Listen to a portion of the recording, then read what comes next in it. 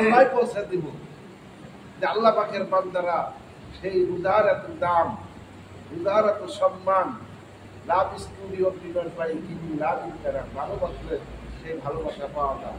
সেই ভালোবাসা কি নিজের আমিত্বকে বিসর্জন দিতে হবে, নিজের আমিত্বকে বিসর্জন দিতে হবে। যদি এই আমিত্ব আমরা বিসর্জন দিতে পারি, আল্লাহর বান্দারা যখন ওযু করে আসে, ওযুর মধ্যে হাকিকত যে বান্দা যখন ওযু করবে দুই হাত মালিকের কাছে কান্নাকাটি করবে, মালিক এই হাত দিয়ে যাতে আমি অন্যায় না করি। সুবহানাল্লাহ বলবেন না? যে আমি যে পা আমাকে দিয়েছ, আমি যখন পা ধুইতেছি, আমি যখন চেহারা সুরূপ ধুইলাম, আল্লাহ কত সুন্দর সুরূপ দিয়ে তুই আমাকে বানাইছ। সুবহানাল্লাহ বলেন।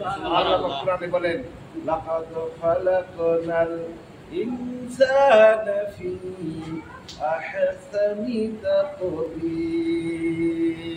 সুবহানাল্লাহ বলবেন। আমি সবচেয়ে সুন্দর সুরূপ আকৃতি দিয়ে এই মানুষ বানাইছি। এই জন্য বলছেন নো দাইসে নিজকে চিনো, মান আরাফা নাফসাহু ফাকাদ আরাফা রাব্বাহু। যে আপন নফসকে চিনি আছে, শেষ হয়ে তার মালিককে চিনি আছে। সুবহানাল্লাহ। তাহলে মালিককে চিনতে গেলে কি নিজের আমিত্বকে বিসর্জন দিতে হবে। মালিক তুমি আমার এত সুন্দর চেহারা সুন্দর বানাইছে।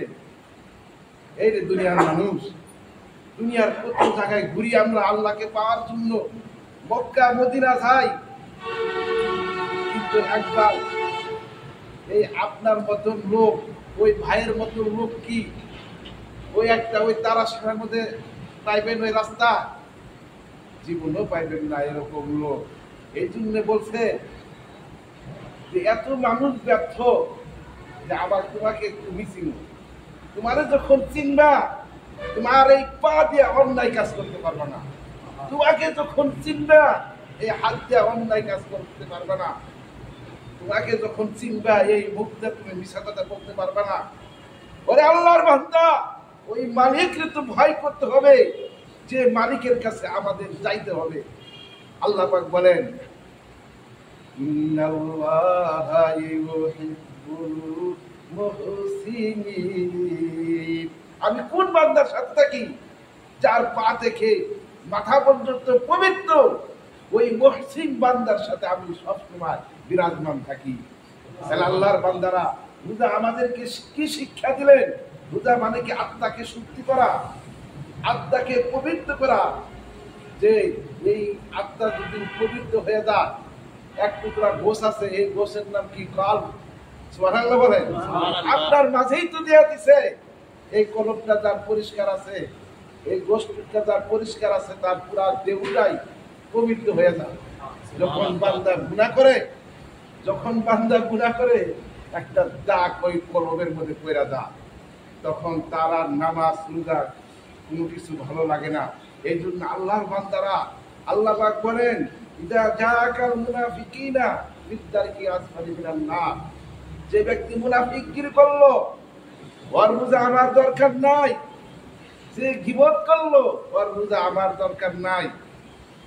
যে চুগলখড়ি করলো, ওর রোজা আমার দরকার নাই।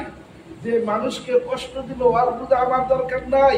ওর হজ দরকার নাই, ওর নামাজ আমার দরকার নাই, ওর কোনো কিছু দরকার নাই। যে রোজা মানুষকে আত্মাকে শুদ্ধি করতে পারলো না, পবিত্র করতে পারলো না, আল্লাহ পাক বলেন ওই রোজা, ওই নামাজ, ওই হজ, ওই যাকাত আমি আল্লাহর কাছে ওর কোনো দরকার নাই। তাই আল্লাহর বান্দারা, যে আমার কিয়ামতের দিন বান্দা যখন পানি পানি বলে কাঁদবো, কে পানি দিবে আপনাকে? কে পানি দিবে? ও পিশাব দিবে? দুনিয়ার কোনো পীর দিতে পারবে? দুনিয়ার কোনো পিশাব আপনাকে পানি দিতে পারবে না। পানি দিবে একমাত্র আপনার গুরু নবী মুহাম্মদুর রাসূলুল্লাহ সাল্লাল্লাহু আলাইহি সাল্লাম। যে রোজাদার, যে নফসকে পবিত্র করছে,